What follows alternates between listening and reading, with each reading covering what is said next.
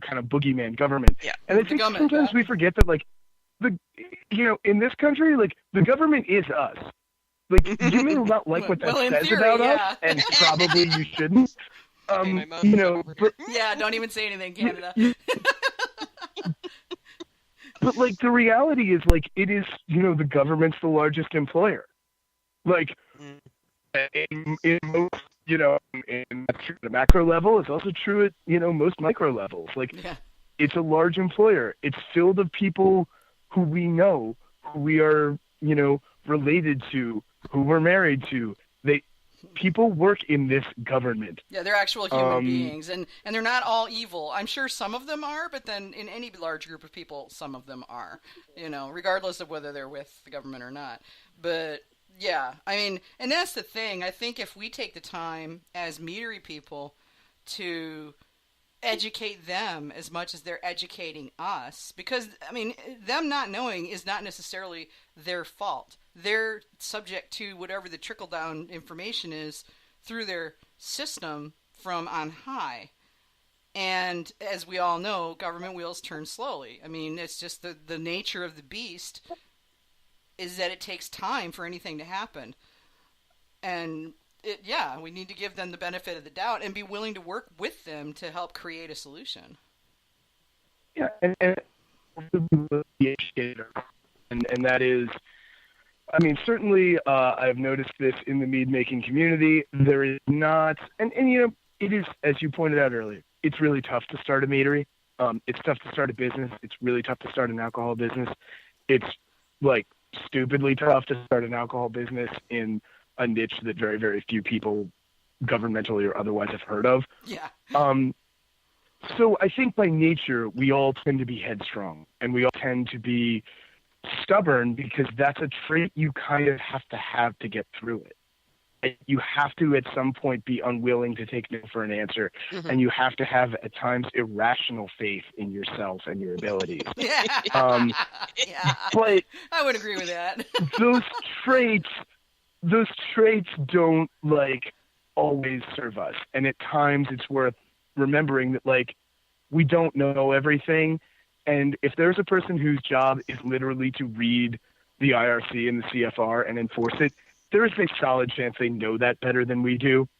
And to be open to hearing, their feedback on this very, very, very small part of our business, which is wording on a label. And to being open to being educated ourselves into better ways to do this and to navigate the system, rather than to start from the sort of aggressive defensive position that I think a lot of us, again, have learned the hard way. Yeah. Which is, I've got to just pull my way through it. And instead to go into some of these conversations in a, like, all right, I want to do this thing, you're trying to do your thing, let's just work through this. This is a very solvable problem, Yeah.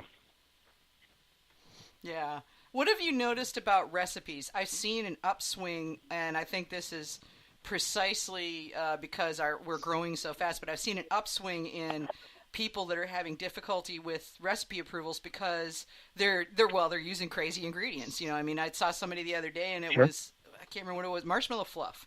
I was like, how do you put that on a recipe thing? And it was just, because we're doing what the breweries are doing and start experimenting with all kinds of weird and crazy stuff. And I mean, again, breweries had this problem with pretty basic ingredients, as recently as 8 or 10 years ago. Oh, okay. And this is not like ancient history. That they couldn't, that they had to have these exact same dialogues and debates and all these things over it. But, to some extent, again, remember, so it's the job of the person on the other side of the computer to read your recipe and to say, this will not kill somebody. Like, this conforms to series of laws. Like, your making is safe, ish. Ish. Considering we all make a regulated liver toxin. I saw that one that post the other day. So, like, you're putting in, okay, I would use marshmallow fluff and, golden grams. There you Well, go. that's not a thing. Like, I mean, it's a thing, but that's not like. So then the person who's reading that is like, I don't know what the hell's in that. What is in that? Like, what is? How does anyone make marshmallow fluff? Like, again, imagine I am suddenly in that guy's seat, and it's like marshmallow fluff and golden grams, and it's like I literally have no idea what the ingredients in either of these things are. But if you take like, that, I know what they are because I've met a 12-year-old. Yeah. But I haven't. Like, I don't know what's in them. So, like, then you're saying, okay, well, I need you to, help me do my job, which is tell my boss what's and in marshmallow eventually fluff? the public. I need, my job is to assure the public that what is in this is safe. What the hell is it? What is it? So that I can check the boxes and say all these things are safe, therefore what you are making is safe. And it's like, I don't know. At some point, I do understand the frustration of like, well, come on, I just, someone sold it to me over the counter. How could it not be safe to put it in a mead? On the other hand, a big part of me is like, yeah, I get it. On the other hand, a big part of me is like, honestly, if you're not prepared to read an ingredient label and take a picture and send it to the CTV, and if you're really trying that hard to put weird stuff in mead and you can't do those things, you probably shouldn't be allowed. You probably shouldn't get your label approved, yeah. And I know people who have gotten graham crackers approved for recipes, and graham crackers have like half a dozen I don't know how many ingredients are in graham crackers. I don't know. I've never looked. I mean, not really, What you do is you take a picture of the graham crackers you would like to use, the ingredients in it, and you send that back to the TTB specialist, and you say, these are the graham crackers I'm going to use. And if it's on the GRAS, these are the graham crackers you're good to go, huh? Yeah, this has already been approved by the FDA, and it's on shelves. Yeah. All of these ingredients are GRAS, which for, the not super nerdy listening means generally regarded as safe. Yeah. Sorry. All of these things, it turns into alphabet soup real quickly. Yeah, it really does. But it's like, if you're not prepared to do that, I kind of don't want you making mead with weird stuff. Like, I don't know, as someone who drinks a lot of these meads and different beverages, like,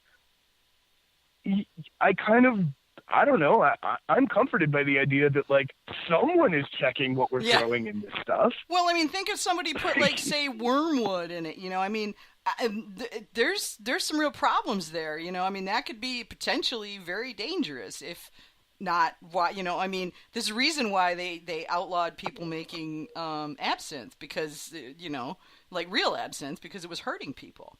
And I know the absinthe people out there are cursing me right now, but it's like, and I'm sorry, I think it tastes icky, but, I mean, it's just, I understand that it's a thing and that it's really cool and all of that, but I also know that wormwood as an item has potential dangers, and if you don't understand that and you're putting that in something you're going to sell to other people, then you probably shouldn't be, if you don't understand that, Yeah, I mean, look, one of our best-selling meads is sarsaparilla.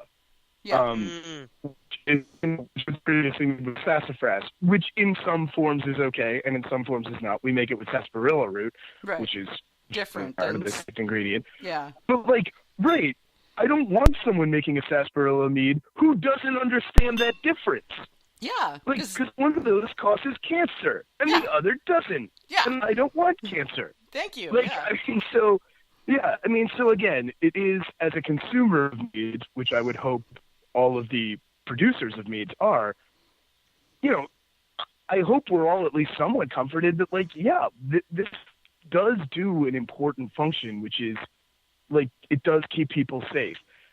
And, not dying is a good thing. Yeah. And it's okay that somebody checks. And again, these things, when these formula turnarounds took weeks and weeks, I understood the grievances more because it could really screw up your production schedule. But that doesn't happen anymore.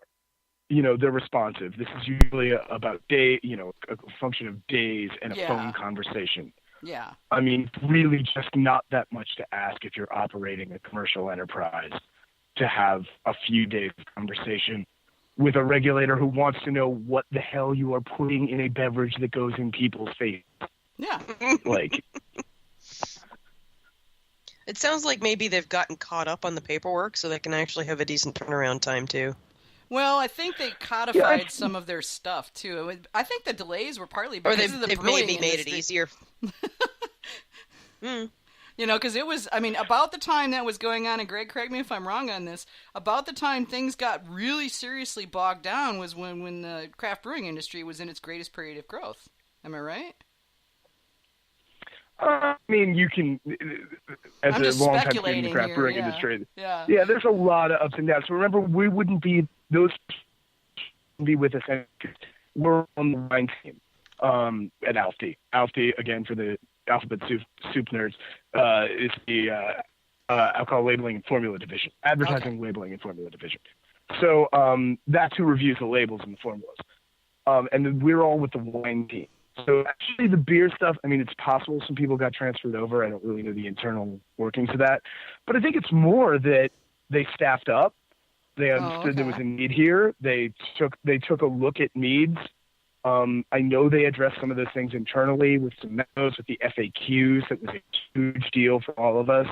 And that's going on, 2 years old now. Yeah. I mean, it's like anything else. They recognized in this workplace there was an issue that was impeding their ability to do the jobs kind of the best of the ability, and they fixed it. Which again, like for all of the criticisms of the government, it's probably worth noting we don't give the government credit when they do stuff right. Right? Nobody ever says like, hey, good job running a competent bureaucracy. Yeah, it's just so much easier to bitch when they do it wrong. Yeah, that's very true. And you could argue that's a fair expectation of the government. It's supposed to work. Things are supposed to work. Yeah. But at the same time, for those of us who have kind of been on both sides of that, like they took a look at this and things got better. And honestly, like if the entire country or world worked like that, we'd be fine. Yeah. So like. I don't really know how else to put it, but there's a lot of this that's gotten a lot better, and it's largely because the people there saw that there was a problem and invested effort into making it better and succeeded. Yeah, I think so too. I mean, when I saw the approval turnarounds going for labels and in federal licensing and recipe approvals going from months. I mean, I remember when people were taking over a year to get a license approved. And now it's happening in, 30 to 60 days. I remember when it was taking 3 to 6 months to get a recipe or a label approved, and now it's literally in some cases happening same day, which blows my mind.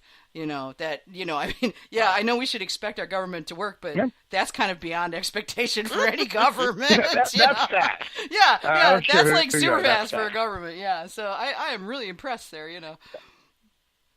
But, well, and I mean, so I think there's also we also forget, so when we opened our Meadery and we were building the DIY, cooling system in our sort of first production room.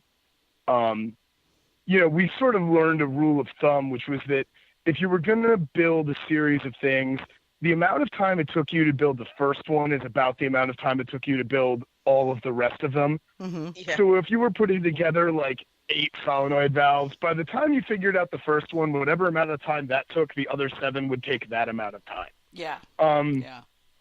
And, on a broader level, our meads are better now than they were 4 years ago. We have better equipment. We know what we're doing more.